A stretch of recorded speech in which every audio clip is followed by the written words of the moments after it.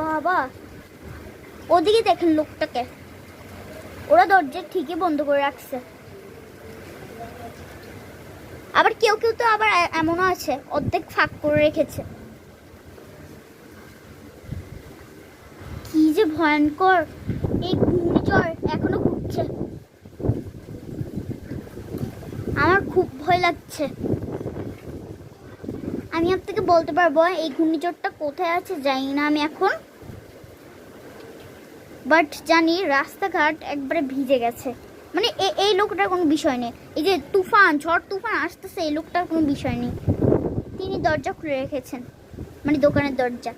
আর ওইখানে আরেকজনকে দেখুন, দরজা খুলে বসে রয়েছে।